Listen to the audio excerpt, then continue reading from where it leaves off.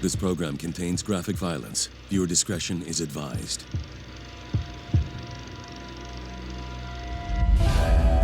Reservoir Dogs, a cult classic that introduces audiences to a new kind of violence. Reservoir Dogs was a bloodbath filled with a little bit of mystery. It was shocking at times, but you're still so invested in the story that you're just anxious to see where things go. But for one group of Tarantino fans, the film's bloodiest scene inspires an unimaginable copycat crime. Allan liked the movie Reservoir Dogs because it showed off men and male violence in a way that he thought was cool. He wants answers regarding his ex-girlfriend. If he gets them, great. And if he doesn't, he's still gonna get some revenge. This is a real case of life imitating art in the most horrific way. And like the twists and turns of Reservoir Dogs, this copycat killing has a disturbing end. Everyone who's a fan of Tarantino knows there's gonna be a twist, and it's gonna be a big one. This was just vicious and wicked. Allan wanted to be the real-life Reservoir Dog. He wanted to copy the scenes, the most violent ones, and use them against his enemy.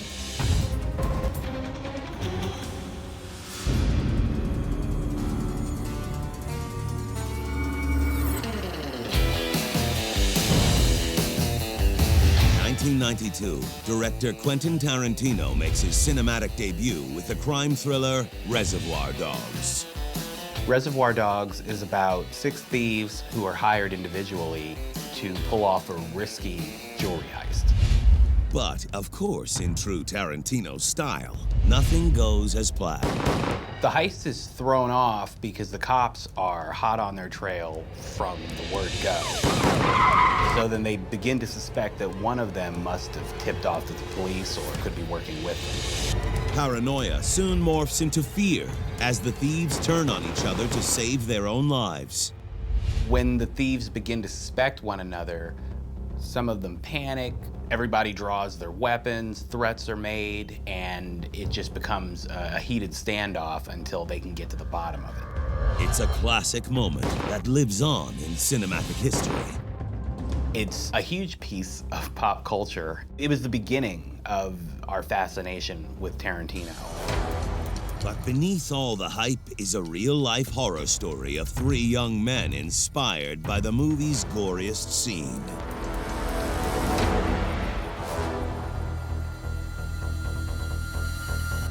If I find out that one of you guys rat on me, you're dead too. Something was stolen from this group of boys. A prized jewel that one of them desperately wanted back. Don't know why you couldn't have just let it go. She was my girl, man. Apparently not. Shut up.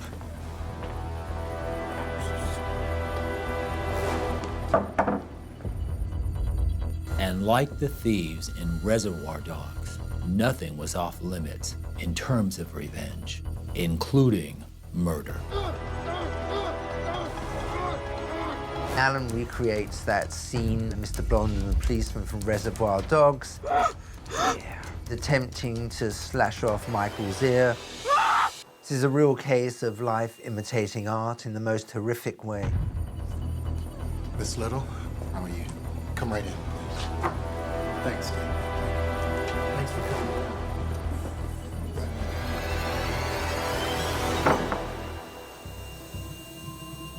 How did you come to be involved with Michael Moss? I met Mossy through my ex-boyfriend, Allan.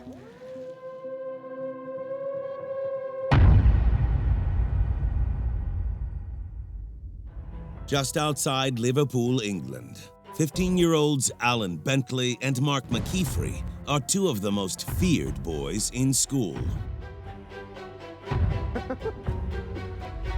Allan and Mark were known troublemakers. They had a significant history. of verbal and physical abuse. You want to confess? They were really the school bullies. They loved terrorizing the other kids. Yeah, get him, Allan, get him. And everybody lived in fear of them because they knew if they gave a bad look at Allan or Mark, they would be beaten up. This was their general behavior. There's nothing worse than that. The only person who seemingly isn't afraid of Allan is his 14-year-old girlfriend, Emma. Allan and Emma, in fact, were high school sweethearts, and they'd been together for a number of years. They had become very close. Emma may have been attracted very strongly to Allan's bad boy image. Not an uncommon thing to happen among girls sometimes when they're young and they're looking for adventure and romantic adventure. She seems to be a very good girl, unlike her boyfriend. She doesn't show signs of being cruel or a bully or anything. But their different personalities are about to pull them apart.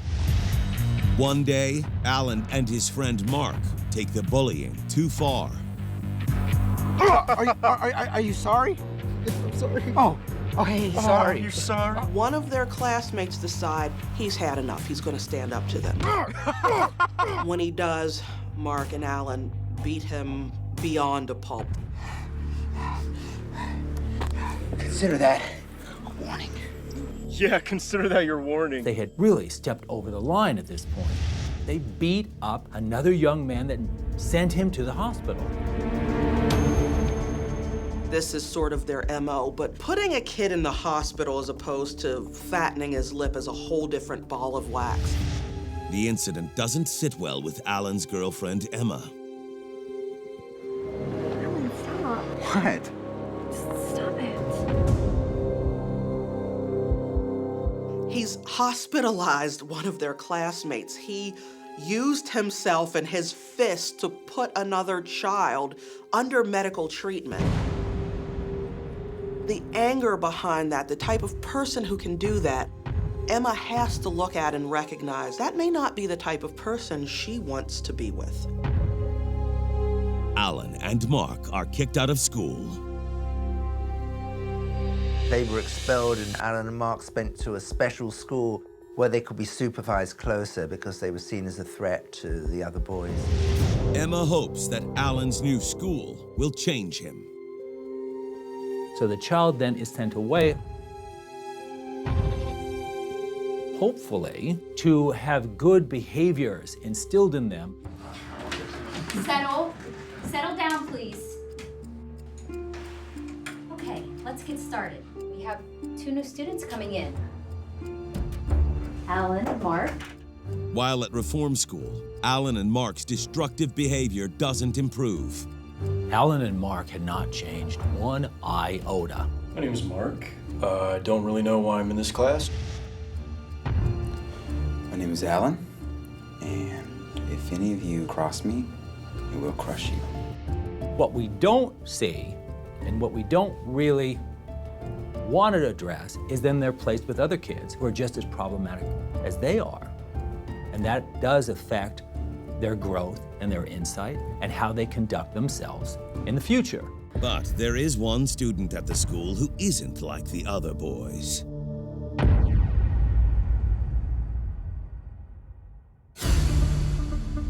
Michael Moss had suffered significant death in his family. His father had died, his 2 grandparents had died. He was only 11 when they died. And he really was a good kid. He just did not know how to handle the grief. And he ended up running away. I guess I thought I could just run away from it all. He had no violent past, and he was only at this home for difficult, disruptive kids because of one incident. There wasn't really any problem, except that he needed to learn how to grieve appropriately. After meeting Michael in class, Allan and Mark see an opportunity. As young men will do, they interacted to feel each other out. Hey, Mikey. Sorry to hear about your dad, man. That sucks. Oh, don't worry about it. They reach out to him to be kind of one of their gang. Allan even introduces Michael to Emma. This is my girlfriend, Emma. And Emma, this is my new buddy, Mikey. Nice to meet you, Mikey. Whether you're going into a reform school or you're going into a private school or a public school, you want friends. You want to belong. You want to be accepted, especially as a teenager. But over time, Allan and Mark's bullish behavior turns Michael away from the group. Hey, Mikey, so we're planning on getting drunk and watching some movies this weekend if you want to come. I've got some homework to do. You sure? We're gonna be watching Reservoir Dogs. It's pretty good. Allan liked the movie Reservoir Dogs because it showed off men and male violence in a way that he thought was cool and was something that he could imitate. Allan loved Reservoir Dogs. He loved watching that movie. It was all about people like him. People who were strong, people who were going against society. But Michael doesn't share Allan's enthusiasm. I don't really like that kind of movie. It was very clear. Michael wanted no parts of Allan and no parts of Mark. He wasn't interested in the bullies and the angry guys. He's able to say no and step back. Well, gotta go. Nice seeing you guys. Michael Moss was nothing like those two boys. Make no mistake about that. The rejection doesn't sit well with Allan and Mark. They took it as a snub, you know, that he turned down their approaches of friendship. And for Allan, there is more rejection to come. What's wrong? We're breaking up. When Emma breaks it off with him, everything about him's attacked. It can't be me. There has to be some other reason. Who is she seeing? The truth will lead to a heinous copycat crime. He was doubly rejected. Allan saw red. And like the thieves in Reservoir Dogs, nothing was off limits in terms of revenge, including murder. Quentin Tarantino's first film, Reservoir Dogs, is still hailed as one of his greatest works. Critics and fans both loved the film. Reservoir Dogs did a really good job of tying comedy, mystery, and all that violence together, along with a plot that was written in a way that we're not accustomed to seeing. It's a whodunit classic that keeps viewers guessing until the end. Reservoir Dogs was blood-soaked and gory, but the writing still kept it in a place where you weren't too focused on the gore. It was shocking, but you're still so invested in the story. Off the screen, 15-year-old Allan Bentley seems to embody one of Quentin Tarantino's characters. When you are like an individual that Allan was, you're talking about a young man who seems to have no restraint. He is led by his impulses, and there's no consequence. He doesn't necessarily care about others. The only thing Allan cares about is his girlfriend, Emma. Allan was this kind of tough guy, and Emma, at least initially, was attracted to that. And so they had stayed together once Allan had gone to the new school. But eventually, it becomes clear to Allan that something has changed between the two. When Allan is sent to reform school, it makes her reckon with the fact that the boy he's growing into is not a good person. Oh, it's so good to see you.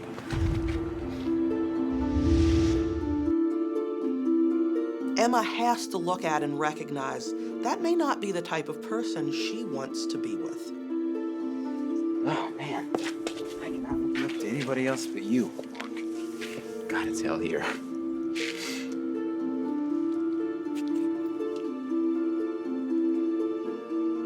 What's wrong? I think their relationship became more and more one-sided, where Allan totally depended on Emma. He thought the world of her. He wanted to have a future with her. Emma has had enough. Em, look at me. You're entitled to reevaluate your relationships, anytime, any place, especially when you're a teenager, because your emotions can rule you. Allan viewed Emma as a possession. He viewed Emma as something he owned, and in his twisted mind, something he valued.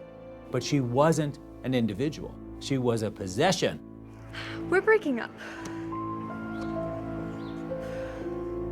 Allan is beside himself. Breakups are hard. They're a rejection of you as a person.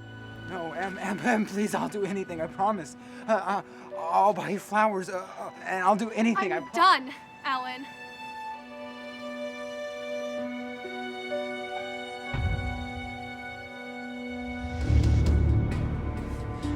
No matter how hard he tries, Allan can't wrap his head around why Emma broke his heart. I think Alan's kind of world fell apart when Emma said she didn't want to be with him anymore. In Allan's favorite movie, Reservoir Dogs, mistrust and uncertainty are the story's backbone. The paranoia and suspicion that are brought about in Reservoir Dogs are caused by the fact that the plan was solid, and there's no way that the police should have been on their trail as quickly as they were. And then there's that underlying question of, who is the rat? And now Allan is left with the same paranoia. And he was wondering why. What could possibly be the reason? And was there another boy that Emma was involved with? Why had she suddenly gone off him? That's when Allan catches the rat.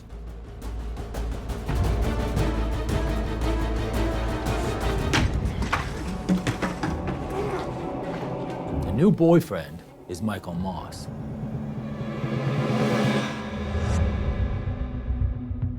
How did you come to be involved with Michael Moss? I met Mossy through my ex-boyfriend, Allan.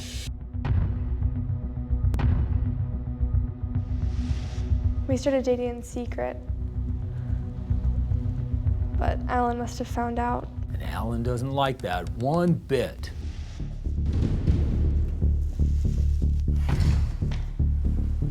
Break up with me? Are you kidding me? He was doubly rejected.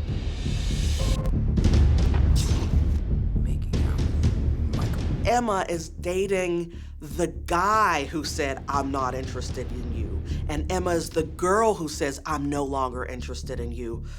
Allan saw red. Michael is the enemy, and the enemy deserves no mercy. Since catching Emma with Michael, Allan hasn't been able to think about anything else. For Allan, this was probably the first time he wasn't able to retain that tough guy exterior. You broke up with me? Are you kidding me? Losing Emma really got to him. Started calling me nonstop, every day, asking me about Michael, threatening to hurt Michael.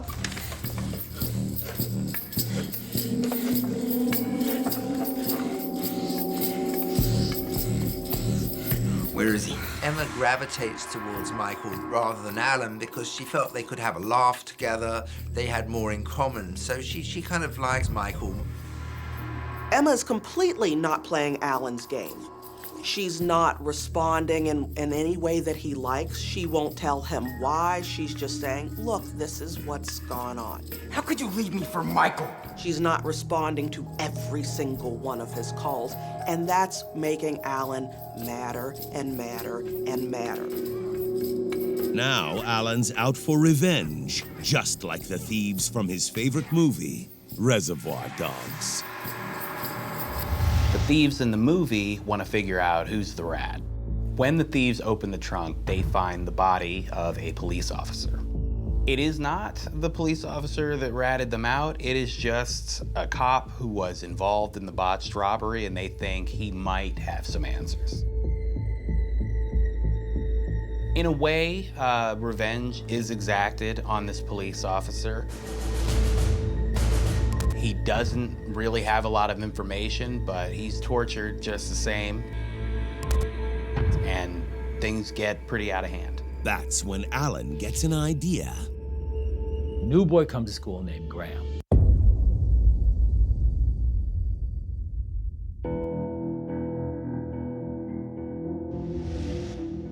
He needs friends like anyone else. And who introduces themselves to Graham. Mr. Neal, come in and have a seat. But Allan and Mark. Well, I just started at this school. And one day I walked over and I saw Allan sitting by himself. He looked upset, and so I walked up to him and I asked him what was wrong.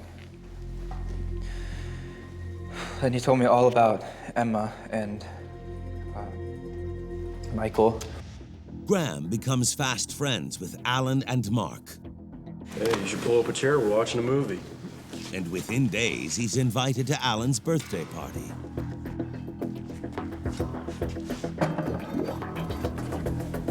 It's my birthday, man. It's time for you to get ripped. It was one of the first times we've ever hung out. They were drinking.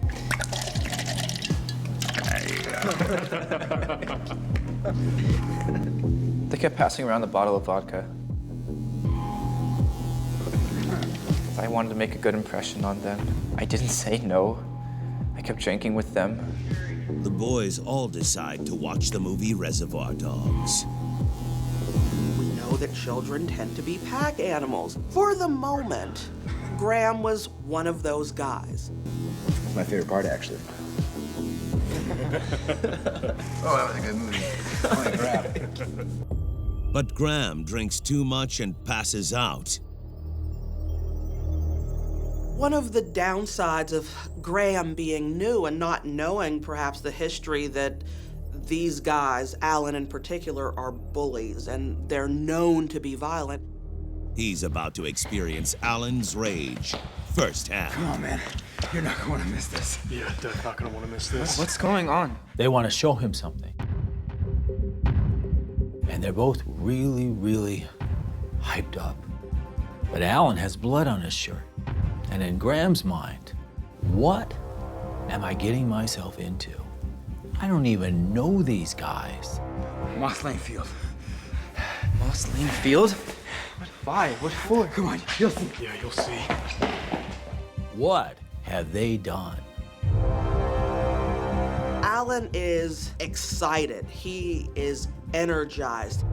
Graham knows something has happened, something's gone on to put Allan in such a state.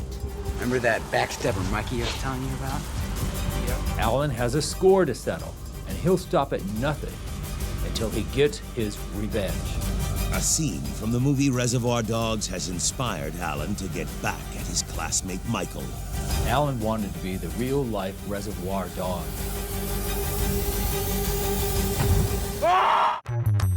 The film, Reservoir Dogs, quickly transforms Quentin Tarantino into one of Hollywood's A-list directors. Quentin Tarantino is known for a very distinct visual style. His dialogue is always very heavy, but that's one of his signatures. And there's the gore and the language. It's always pretty provocative.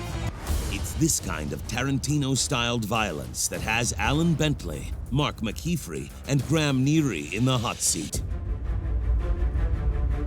They're being questioned in regards to a heinous crime against their classmate, Michael Moss. It was one of the first times we've ever hung out. I wanted to make a good impression on them. I didn't say no. I kept drinking with them. Remember that backstabber Mikey I was telling you about? Yeah. Well, while you were sleeping, you got that little turd that beat us out here. Now he won't be going anywhere. Where is he? Allan? Why is there blood on your shirt? And who else was there? Mark was there.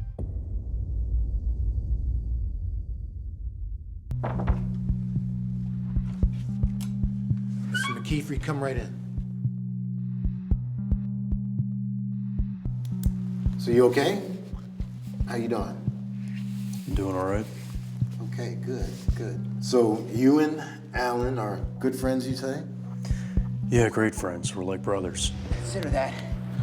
Yeah, consider that your warning. Allan wasn't happy that Emma had split with him. Break up with me. He was very angry at Michael. How could you leave me for Michael? Very angry.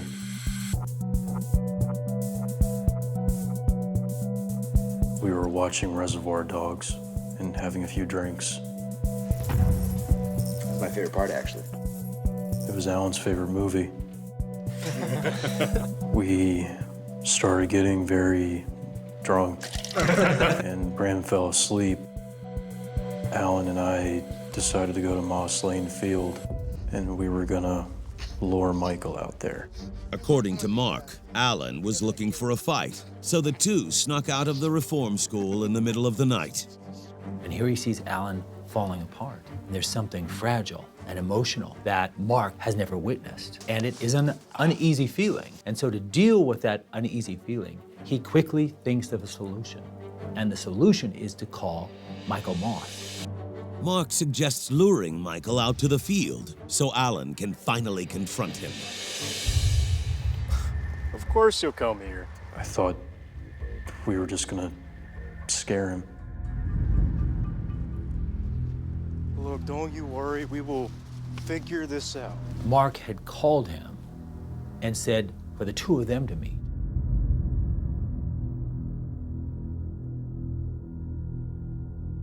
He made no mention of Allan being there.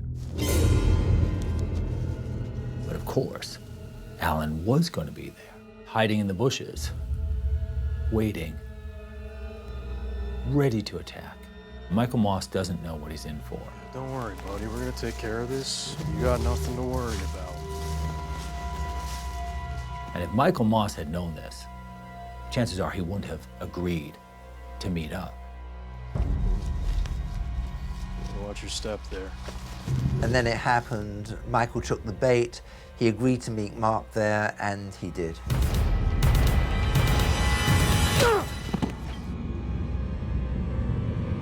And suddenly, Allan came up behind him and just head-butted him and knocked him unconscious. With revenge within reach, Allan and Mark continue the party. And so these boys are happy. It's like a birthday present for Allan. And the worst is yet to come, when Michael Moss starts to regain consciousness. Wiki, hey, Wiki. Oh, What's going on? what's going on? It's getting you back for taking Emma from me. You take Emma from me, you die. Yeah, get him out. They're hitting him and beating him, cutting him with broken shards of glass. At one point, they hold him down and etch a Scottish flag into his back.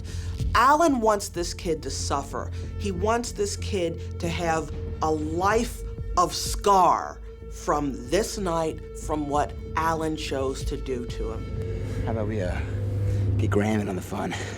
Yeah, man. Oh, you stay right here, okay? You stay right here. All right. Goodbye. Nighty-night, Mikey boy. Unfortunately for Michael Moss, the night was only just beginning. We went to go get Graham, and we told him we had something to show him, and we brought him back to Michael. Michael, despite the fact that he's battered and bloodied, is a fighter. He's not going to give up, but he recognizes this might be his only chance. If he doesn't take his opportunity and get out and get help now, he might not live to tell about it.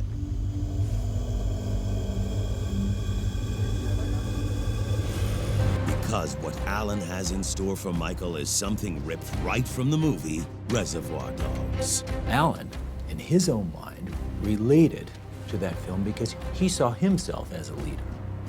A leader who had the support of his two henchmen. They've gone from being bullies and kids who like to hurt other kids to being vicious and evil men who can kill. Where's Allan? In the movie Reservoir Dogs, one of the jewel thieves, named Mr. Blonde, takes a police officer hostage. When Mr. Blonde ties up the officer, we know that he's trying to get some answers. But as the scene progresses, we see that he's kind of a psychopath who just wants to inflict pain. The action between Mr. Blonde and the kidnapped cop leads to one of the most gruesome scenes in cinematic history. Off the screen, Allan Bentley takes a page from Tarantino's script and inflicts pain on his ex-girlfriend's new boyfriend, Michael Moss. How about we get Graham in on the fun? Yeah, man. We went to go get Graham, and we told him we had something to show him. You're not going to miss this.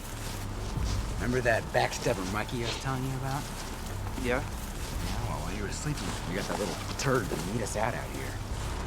Where is he?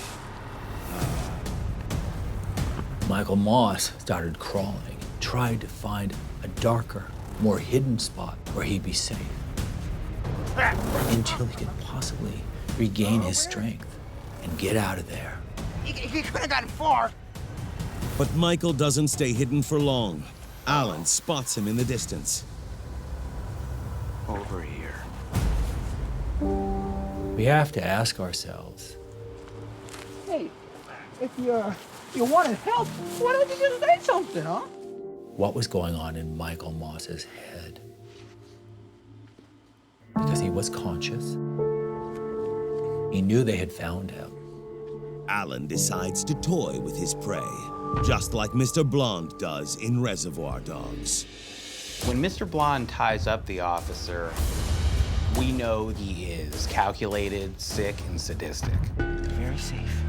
You're in safe hands.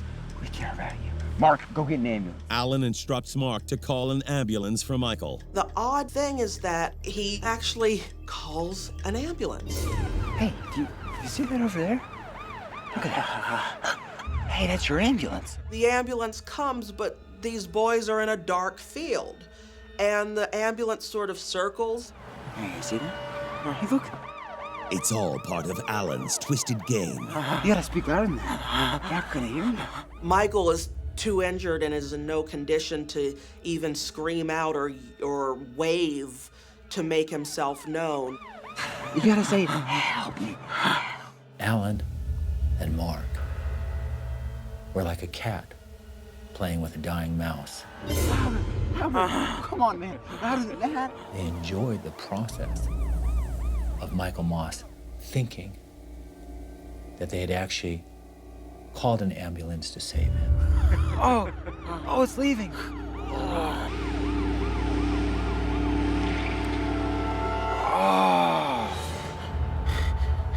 That really sucks. So for Allan, it was just like he was Mr. Blonde. Allan now had control over life and death. Any hope Michael had of salvation is shattered. Michael must have thought, oh, he's going to be saved. But that was just another cruel illusion. Let's have a toast to my birthday and Michael for being the best birthday gift ever. But the copycat crime has only just begun. Take off his clothes. In Reservoir Dogs, after Mr. Blonde has punched, stabbed, and slashed the cop with his knife, he does the unthinkable. Once the torturing has become fun for him, Mr. Blonde cuts off the police officer's ear with his own knife. It is definitely the most violent and disturbing act scene in that film. An homage to Reservoir Dogs, that scene that everyone who's seen the movie always remembers. Allan decided that he was going to remove Michael's ear. I invited you to drink with us, watch movies with us. And you know how you repay that? By stealing my girl? I can't let that slide. The film has become Allan's teacher. Forget about what he learns in school or from his parents. This film now directs Allan. Are you ready to die?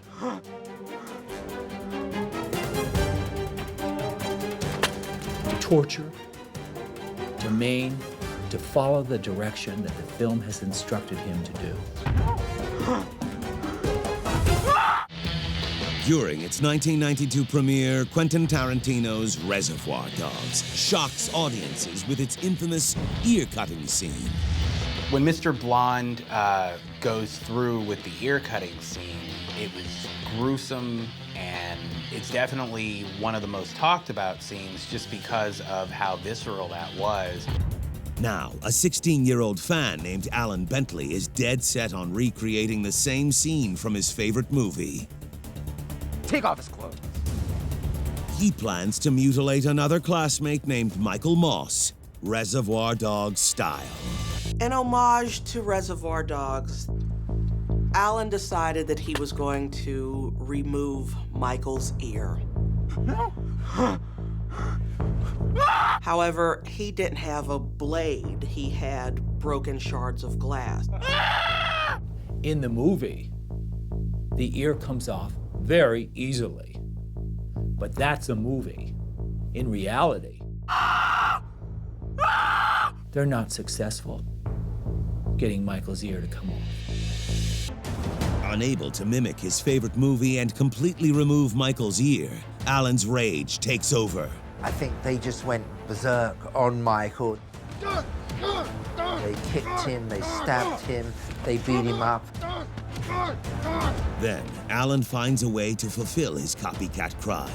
Once again, he takes a cue from Mr. Blonde. Mr. Blonde ties up the cop. He starts putting on Steelers wheels stuck in the middle with you, and he's dancing. It's like a real party, and he's really having a grand old time. And that ties in very well with Allan, you know, as he's beating up Mike. He's very happy too, dancing around and singing. The brutal assault proves to be too much for Michael. They split his vertebrae, which actually killed him. Nobody deserves what Michael Moss went through. Nobody. It was an incredible amount of sadistic, brutal torture. Allan decides to leave Michael in the park. It's unknown if he knew his classmate was dead.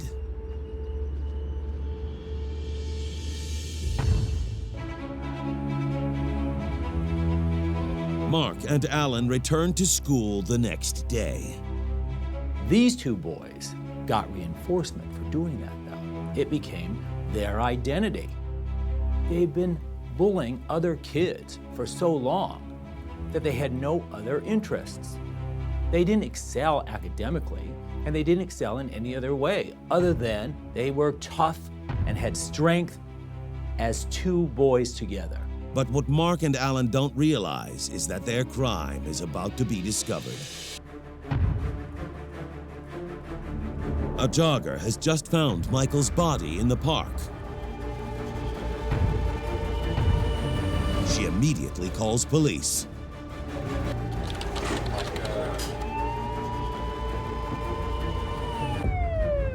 I mean, it was one of the most gruesome, brutal murders that anybody had ever seen in Liverpool.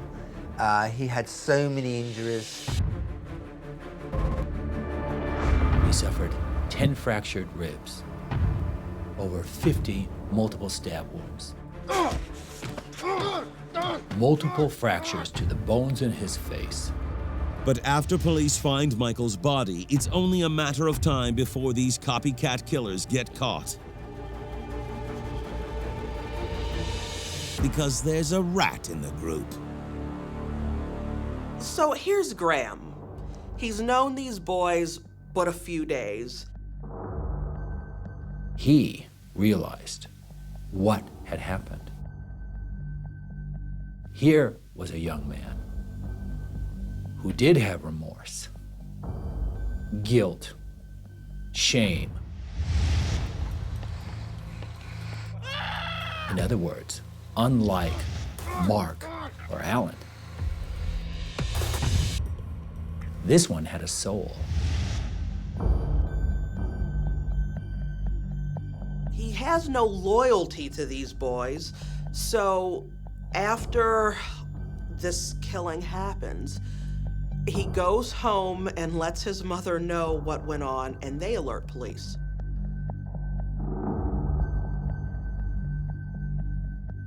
But Graham had no idea that an innocent birthday party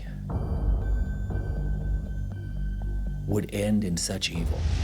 Authorities arrest all three boys and charge them with murder. The community was shocked, and they had every right to be. When news spread that the three killers were inspired by the movie Reservoir Dogs, people are outraged.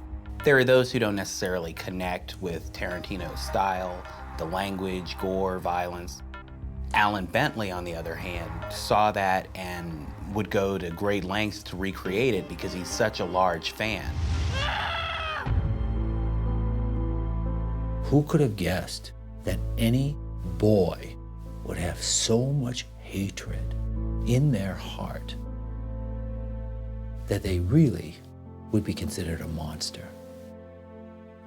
Everybody was just very, very moved by the story. They couldn't believe that these three teenage boys would have done that level of violence to another boy. I mean, it just seemed total meaningless violence.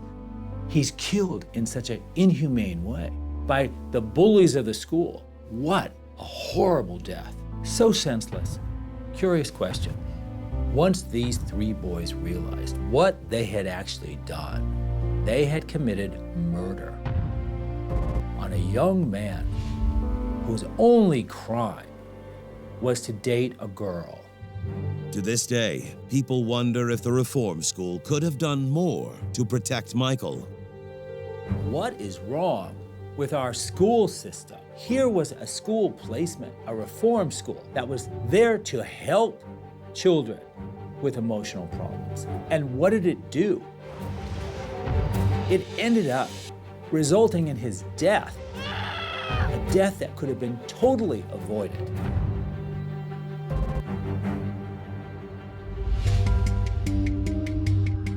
For their part in Michael's death, Allan and Mark are given life sentences. The jury was told at trial that Michael had terrible injuries inflicted.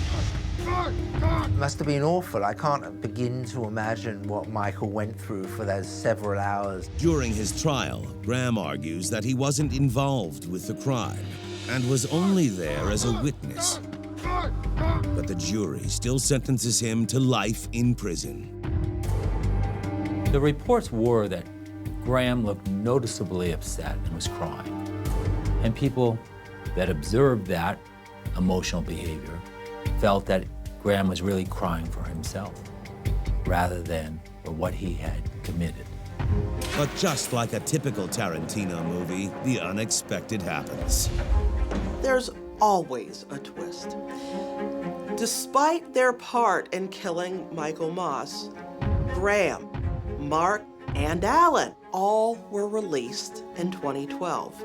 They were all released due to good behavior. It's the one part of the story that doesn't mimic the movie. Those who are familiar with the Reservoir Dogs story know that at the end, everyone dies. Well, everyone except Mr. Pink.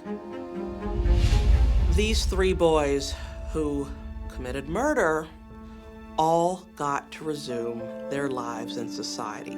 Low profile, but they definitely did not have to make the ultimate sacrifice despite taking their classmate's life. That's the true tragedy. Michael is dead, and his killers are free.